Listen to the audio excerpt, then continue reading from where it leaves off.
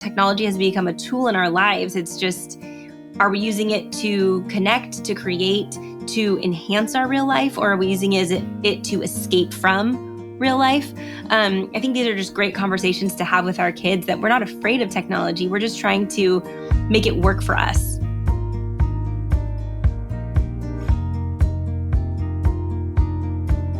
We are drowning in a digital world, and it's not just our children who are spending time staring at screens. Perhaps your family is a good candidate for a digital detox.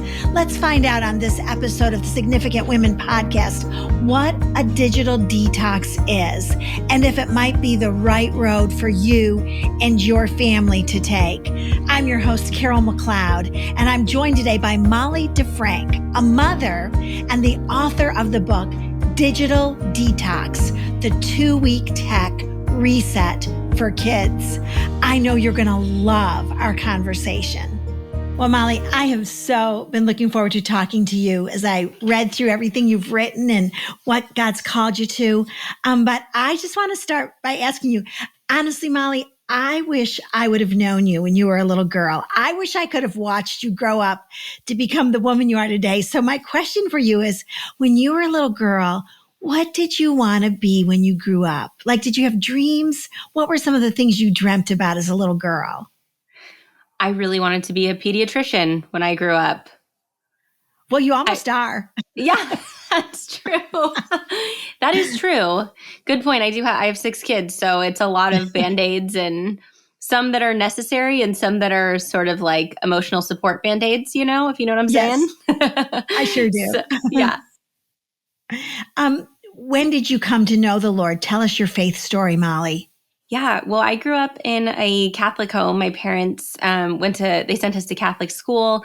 They always taught us that God is real. They taught us to pray. But to me, my faith was like kind of religion relegated to the sidelines, relegated to Sundays. And I didn't really come to understand the gospel and my need for power outside of myself, my need for forgiveness, and that right relationship with God. I didn't really grasp the gospel until I was in high school. And the main reason for that was because my brother, who is this party animal, had this radical conversion, and he changed so unbelievably in front of my eyes that I needed to know more. I'm like, why are you acting so different? I go to church every Sunday. What are you doing? Like, what's going on here? And it was in going to his church with him. It was actually Cornerstone in Simi Valley, California, Francis Chan's church that he had started all those years ago. And it was a tiny church, but I'm like, whoa, this is not the same thing. I didn't know that Jesus, it's like I was living my life over here and sprinkling in Sundays, and I didn't realize it's one thing. It's not this partitioned off thing. It's one thing is a life that's lived and surrendered to God. So in high school was really when I began to grasp that. And ever since then, I went up to college at UC Davis, go Aggies. And I met my husband there. So we have 6 kids under our roof right now. We're parents and foster parents. We have 4 biological kids. 2 came to us through foster care, and our minivan is quite full. Our hands are full, but it's really lovely and beautiful. So yeah, that's me. So now, have you adopted your foster children, Molly? Is that a possibility, or how does that work? Yes. So we have had teenagers come in and out of our home, teen girls, for short periods, whether it's like one night or several weeks or months. But for our 2 that came to us through foster care, we have permanency with them. So our youngest Mason was adopted this summer. We adopted him in July. He's so precious. Great kid. So it's just been a great experience. And actually my brothers and sister have all adopted too. So it's really fun. There's 20 kids. There's 4 of us siblings. And between us, there are 20 kids.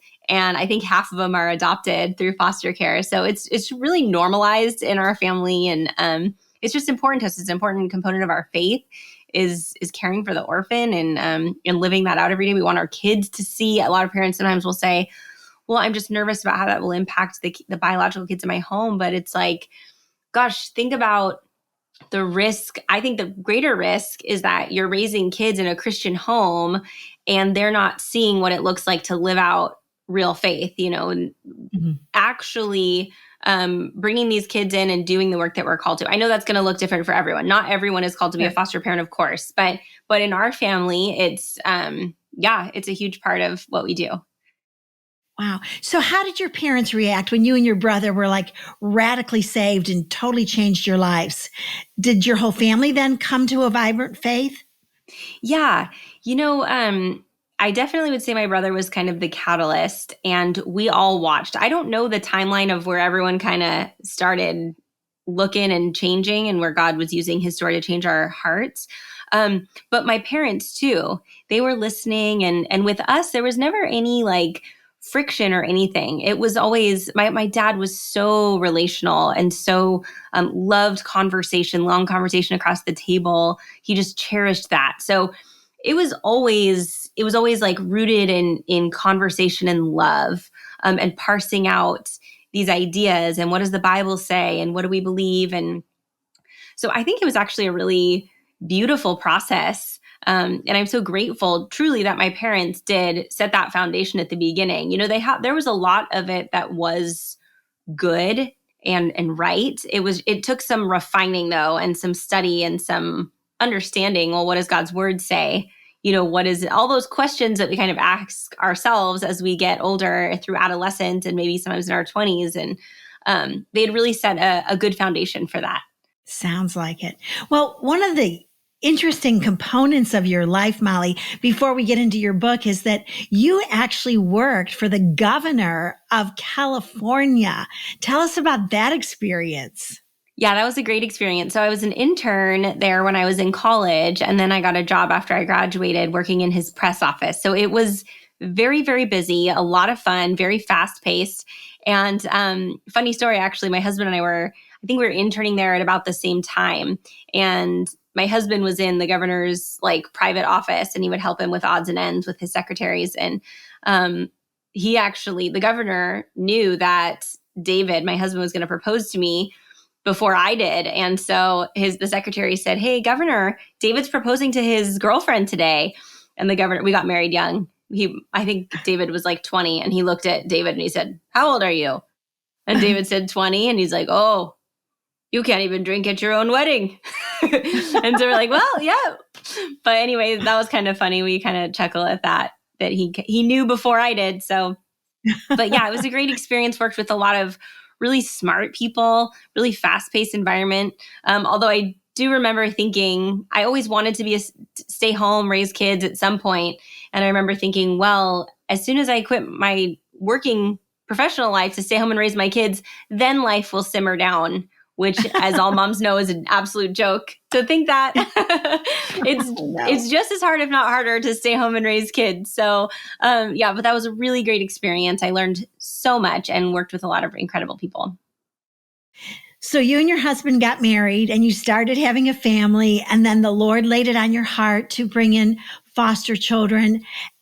But you noticed something among your kids that you were not happy with. And that actually gave birth to this book. So let's talk about that. What was the experiment that you did in your home that actually gave birth to this book? Yes. Well, like most parents whose kids were born in the early 2000s, our oldest was born in 2009, we gave them all the digital electronics. We bought into this, the marketing machine from all these tech giant companies that basically told us, oh, you want to raise little tech geniuses, give them these tablets, give them these educational apps. More is better, earlier is better. And I bought in. I thought, well, it's at the very least, it's harmless because I loved video games growing up, but they're actually telling me that this is how to get my kids ahead in life. And so I bought in, and it was over time, over those early years where I kept noticing, gosh, as soon as we take away the tablet, these kids are falling apart. As soon as the screen timer dings, they are like total zombies. What is going on? Most of our parent-child conflict was around screen time. And we noticed diminished attention spans. Just all these things were kind of rubbing us the wrong way. And we didn't know, to be completely honest, we didn't know 100% that it was the technology. We thought, well, maybe it's sugar. Maybe this is just kids being kids. We didn't know until one day I came home from running errands and one of my kids greeted me at the door with, "Can I play on your phone?" Not like, "Hi, Mom," but like I was a gatekeeper of electronics. And so for me, that put such a bad taste in my mouth. I called my husband. I'm like, "I think we need to pull the plug all the way." And he said, "I'm totally in. I'm all about that." Now, just for your listener, we did not wait for like a good time to do this. I was homeschooling 2 kids at the time. We had just taken in a new foster placement. I had 2 3-year-olds at home.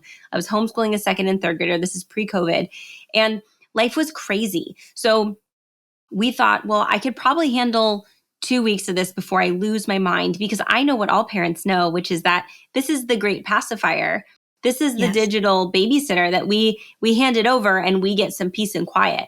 But take that a little further, because what parents also know, but we haven't really admitted to ourselves, is that we're not actually getting a break. We're just pushing off the bad behaviors. We're just pushing off the actual parenting we need to do. We're tossing that down the line 30 minutes, an hour, whatever. Then we have to deal with the fallout of taking away the screen time. So what started as this experiment to try and like break all these tantrums, totally blew our minds, because by the next day, our kids were like different people. They knew. Really? We told them up front. We said, "Guys, we're going to take a break from our devices until further notice." Between my husband and I, we said 2 weeks. That's all I got in me for this. But we told the kids, until further notice, no video games, no Netflix, no YouTube, no tablets. Okay, we love you. You're not being punished. It's just a thing we noticed. We're going to try something new. They fell apart. They lost their minds. They were so upset. It's the fear of that conversation that holds most parents back from doing this in the first place. What I can tell you, if you're listening and this sounds scary to you, is that your results will be so worth that hard conversation with your kids. I promise you, this decision repays dividends. So by the next day, our kids knew it was a non-starter. Don't even ask. So they didn't. And as a result, they played with each other for longer periods of time. They played more independently. Their creativity exploded. We started finding new hobbies and interests in them. It blew our minds, the switch in our kids. So 2 weeks came and went, and we looked at each other like, why would we go back? Why would we ever go back? We've seen such improvement in our kids. So we extended it, and we did the whole thing for probably 5 months before we made a long-term plan because let's face it, I have yet to meet a parent who says that technology is evil. It's not evil. It can be a phenomenal tool for us. So we just wanted to find a way for our specific family to make a new plan where the tech is working for us rather than us being enslaved to it. And this is why I wrote the book. It's to help other parents. I wrote the book I wish I had before we started our detox. So the first half is about how to get through those 2 weeks. And the second half is how to make a new long-term plan that's unique to your family using your observations from the detox. And it really just helps you put it in its proper place in your home. So that you're controlling it, instead of it controlling you, so that you have power over technology and it has no power over you. That's your goal. That's exactly right.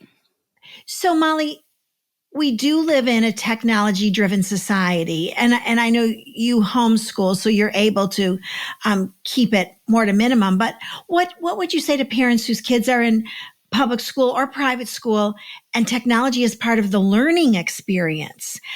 What are some guidelines you can give those parents? Yeah, that's a really great question. So we were homeschooling at the time of our detox. We don't homeschool now.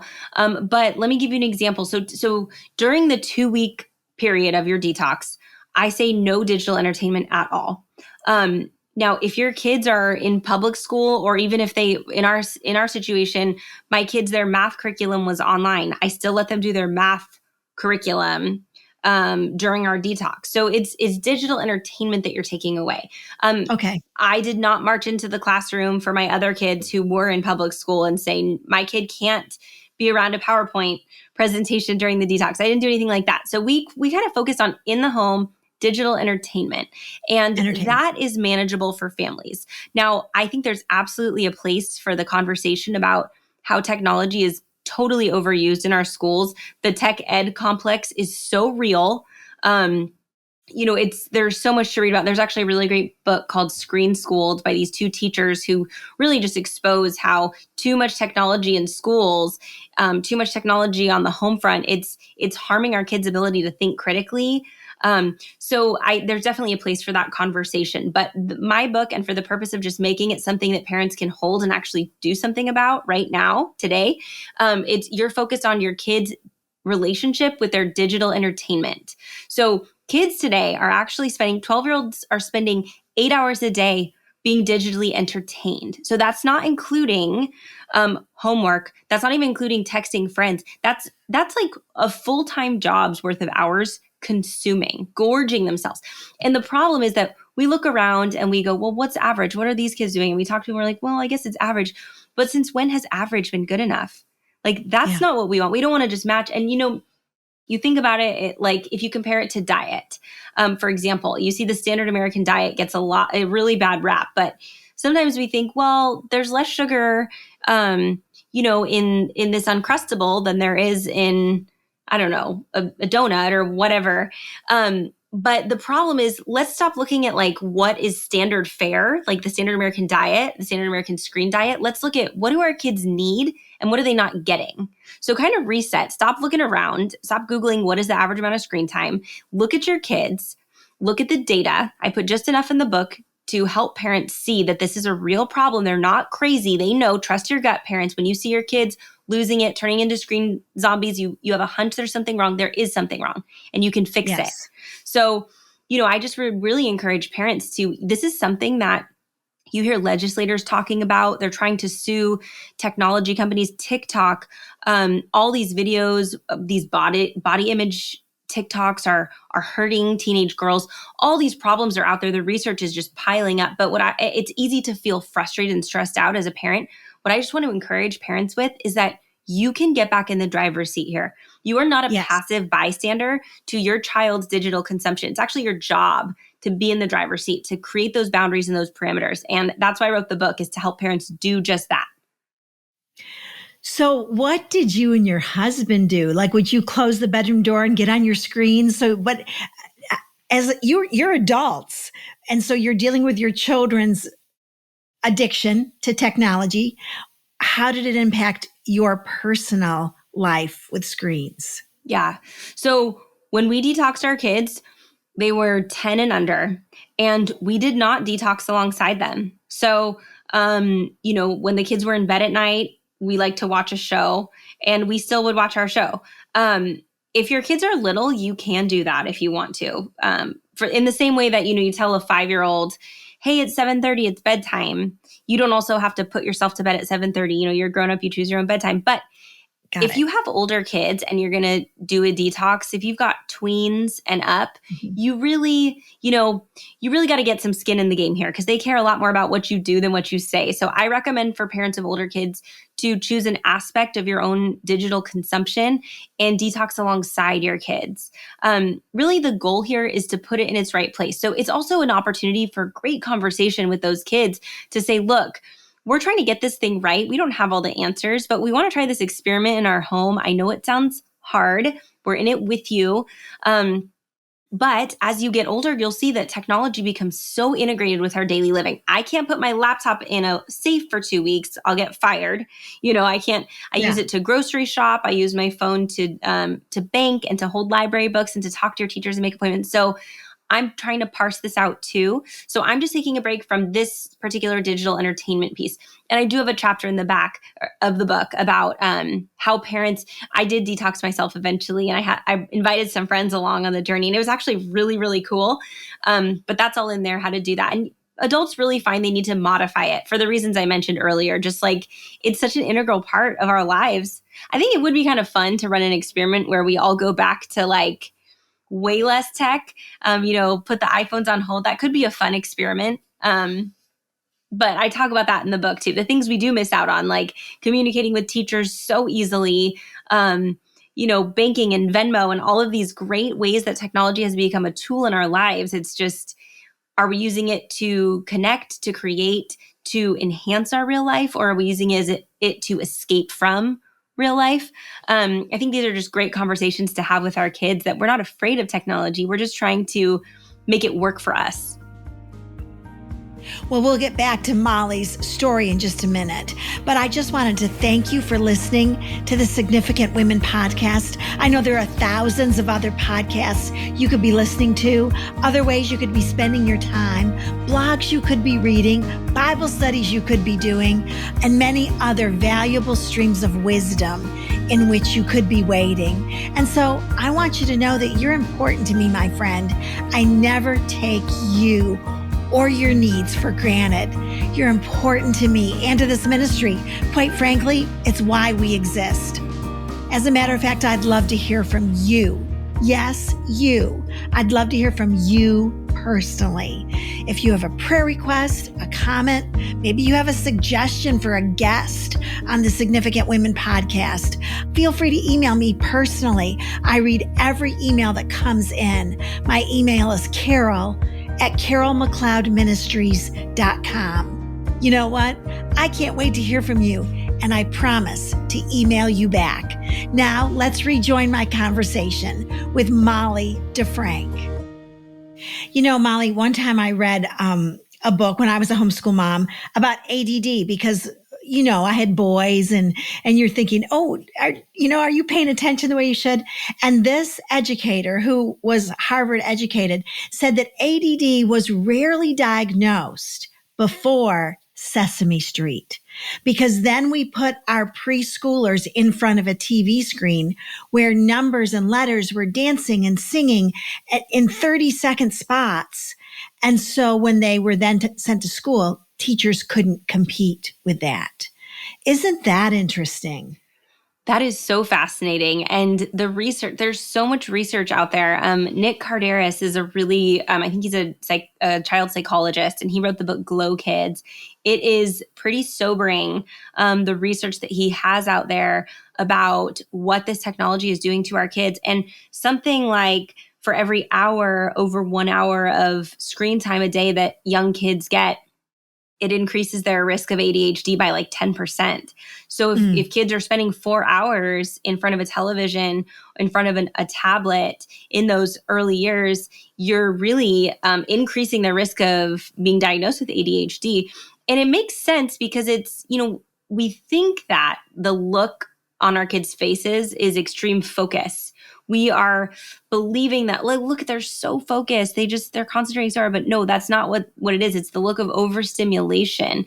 And it's actually eroding their ability to develop sustained focus, which is a skill they're going to need for the rest of their lives. It's a skill they're going to need in the classroom. And you start talking to teachers right now on the front lines, especially in the wake of COVID, after these kids were forced to look at a screen to learn for a year or two, depending on where you lived. And they are picking up the pieces. I mean, God bless our teachers out there. It is unreal how behind these kids have gotten.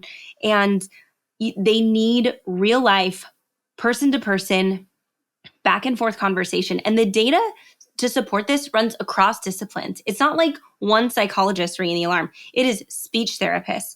Occupational therapists are talking about a new problem they're seeing. They're calling virtual autism, where kids come in, they present like they have autism, and upon closer look, they say, oh no, this isn't autism. It's just they haven't had the sensory experiences going on a swing, playing in the sand, running around outside. They've had such a lack of those critical components of early childhood that they're coming across like they have autism, and it's not autism. So we are dealing with a lot of issues that parents, the good news is we don't have to wring our hands. We just have to roll up our sleeves. We just have to commit to saying, okay, we are going to do right by our kids. It's not too late. If you've gone down the rabbit hole, if you bought into the marketing, if you want to make a change, welcome to the club. There are no perfect parents. So if you're ready to do that, I would highly encourage you to read the book, Digital Detox. I love helping families with this. I get messages all the time of parents saying, I can't believe how quickly this worked. I can't believe I have new kids, and especially kids from trauma backgrounds, kids with ADHD. These kids need person-to-person connection. They need real life interaction and play more than most kids. And unfortunately, kids today are just not getting it. Mm-hmm. It was interesting to me what you said about virtual autism, because also you talk about the fact that I didn't know this, Molly, that video game addiction is a globally recognized illness. What? Yeah. Yeah. And there are so many problems with this. One of the big ones is that the people who make the games, the people who make even the apps that our young kids are playing, they're brilliant, obviously. And they have taken what we know about human psychology, about the brain, about how the dopamine works in our brain, that feel good neurotransmitter. And they have baked dopamine release points into their apps and video games. So real life will deliver a certain amount of dopamine releases. Well, the amount of dopamine that's getting released in the brain when our kids are playing games is so astronomically high that real life is boring by comparison. So it's not really your kid's fault. If you suggest your kids go play outside, go read a book, and they say, that's boring, it's not entirely their fault. There's a physiological change in their brains. They are used to such high levels of dopamine. They're actually, dopamine receptors in the brain are numbing out because of how much dopamine is getting released by these devices, by these apps. So when you do this detox, when you take a 2-week break, you're actually resetting those dopamine levels. Now, this is all the data I'm sharing. This is stuff that I didn't know when we went through our detox. I just did the thing, watched it change our lives, and then I dove into the research and read stacks of books so that other parents could do the same exact thing too. So I share some of this data in the book too, so that parents have enough facts to go off of. Especially sometimes parents usually the mom wants to do this thing and the dads are like, what? That sounds hard. So I put just enough data and facts in there to support this, so you can see that science really backs it up, so that you can share that with your spouse. I actually have a spousal convincer guide on my website. When you order the book, you get it for free. So be sure to check that out. What are you going to do about social media when your kids are in middle school and high school? Well, no social media for my oldest is in 7th grade. So she is about to turn 13. And for us, we're still researching, we're reading. I don't see why. I think social media for our teenage girls is more dangerous than driving a car. That's my opinion. So I don't see why we would allow it before 16. But yeah, it's constantly something that I'm looking at the data on. I know there's a researcher out of San Diego State, Jean Twenge or Twangy, I don't know how she pronounces it, but she did a really intensive studies across millions of kids who were teenagers. And one of the interesting things she found was when it came to social media, there's an age at which the brain and the psyche kind of responds to the negative effects of social media the same as in adulthood. But it's in those tween years, in those early teen years, the way that social media affects especially our young girls, it is it can debilitate them. It drives them into depression and anxiety, and it is just not worth it. Not worth it. So for us, it's definitely a no-go. We are all about more person-to-person interaction, wanting to be the family that is willing to do the play dates and the hangouts and all of the fun in-person things. But we think, I say wait longer. I think the trend for a while was earlier. I know kids were getting smartphones when they're 7, 8, 9. And I do believe the tide is turning on that. I think we're starting to see the research come out. We're starting to see the harm that's happening to our kids, and parents are looking at it going, I don't want to go down that road. So I do feel encouraged that people are starting to take notice and look at the evidence, look at what that has produced, and they're going to kind of pull back and say, I'm not going to do what parents did a decade ago. I'm going to do something different. And if that's you, if you're thinking that, but you're afraid to go against the grain, there are so many resources out there. Two that come to mind is Wait Until 8th. It's this nonprofit. It's where you can get together with other parents at your kid's school and you make a pledge to wait until at least 8th grade to get a smartphone. You don't have to give your kids a smartphone in 8th grade, but there's so much pressure on these young kids to give smartphones, and parents feel like they have to because they're getting social pressure from their kids, and their kids are being left out. And so if parents come together and make this pledge and they sign it together, then it takes off the pressure. So it's a great idea. And then another one is called Parents of Every School. And it's this awesome nonprofit. I actually am a part of it. I'm launching one at my kids' school. It's you can kind of make this support group there. So parents can get together, they can talk about these issues that we're facing, troubleshoot together. And the women that run this nonprofit have so many great resources for these groups. So I highly recommend, if you're like, what do I do? What do I do?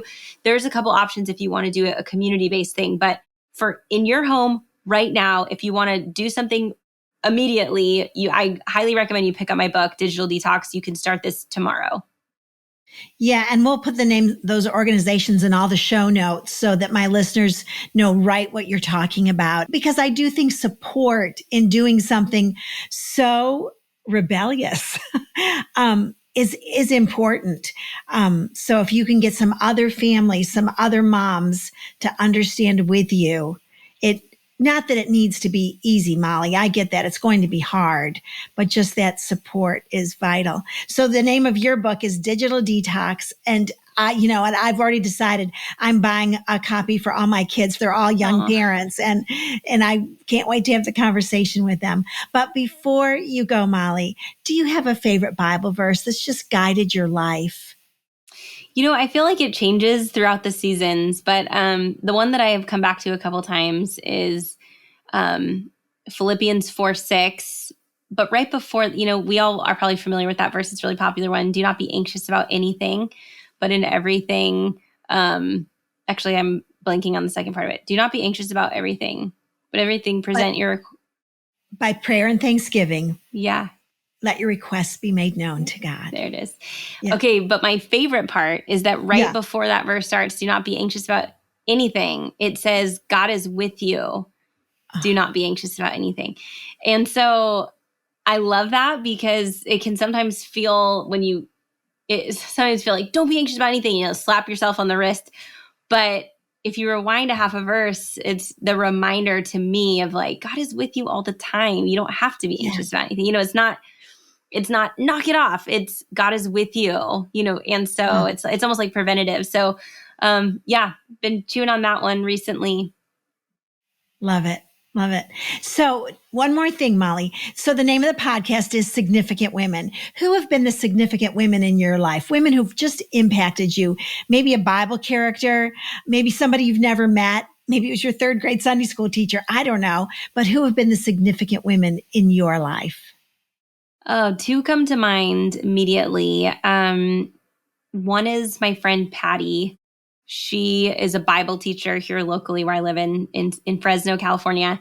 And she's just such a faithful servant of the gospel. And so, she teaches and she's focused. She teaches a lot of women, but she's also so personal and so caring for everyone who she comes into contact with. And she really inspires me. And the second is my sister, my older sister. She's always been so doting and loving to me and just a best friend. So those are just some great women in my life. Also, if we're talking about a biblical example too, it's hard. There's so many, but Ruth, for one, like, man, that girl was committed. She was so faithful. So I'm always constantly humbled by these examples in the Bible of people not complaining, people just faithfully serving God. Oh, another one out there. I've never met her, but Sally Clarkson. Yes. That woman is just, she's so great. She's such a good hero for young moms today, especially in our culture. She's, lots of those women in my life to look up to. Well, I'm going to tell Sally you said that. It'll bless her tremendously. Well, thank you so much, Molly, for being with us. And before you go, would you pray? Absolutely. Okay. Father, thank you so much for this time. I just ask your blessing on Carol and her listeners, Lord. If there's anyone who's listening today that is feeling nudged by your spirit, feeling nudged to maybe parent a little more intentionally, to kind of get back in charge of this issue in our lives and our culture, I pray that you would just strengthen them, that you would encourage them, that they were chosen on purpose to parent and guide their kids through this time in our world, that they have what it takes because you will empower them, Lord. I just ask that you would give us wisdom and discernment as we parent in this new time, this digital world, that you would help us impart your wisdom and discernment to our children, and that you would be at the center of our lives, Lord. We are so grateful for you, for your word, for Carol and her ministry, and just thank you. We love you so much. Amen. Amen. Thank you so much, Molly. Thanks, Carol. Well, if you've been encouraged by today's episode, would you reach out and let us know? You can go to our website and leave a comment. As I said in the mid-break, you can email me personally, carol@carolmcleodministries.com. You can share this episode on any of your social media platforms or make a comment on one of my social media platforms. As always, don't forget to download our app on your smartphone. Just do a search in your app store for Carol McLeod Ministries. It's a free app and it makes it very easy for you to stay in contact with us. And you know what? I also want to ask you to connect with Molly DeFrank. I know she'd love to hear from you and how this episode touched your life. You can find Molly at mollydefrank.com. I want to leave you with a scripture today for all of you who are struggling with the digital issue and with the impact it's having on your families. You know, so many things bring us anxiety, and the digital world is certainly one of them. Well, 1 Peter 5:7 tells us to cast all our cares on him because he cares so deeply for us as his children. Sweet friend, I want you to cling to this scripture today because you serve a God who cares. He cares about you and your life deeply. So throw your anxiety toward him. Throw your worries on him. Don't stay up at night worrying. Stay up at night singing songs of faith and declaring the word of God. I believe that God will give you the ability, the strength, and the anointing to parent well for his honor and for his glory. Now, in closing, remember, you are significant, my friend, not because of your accomplishments or successes, but you're significant because of the one who made you and loves you dearly. I'll see you next time on the Significant Women Podcast.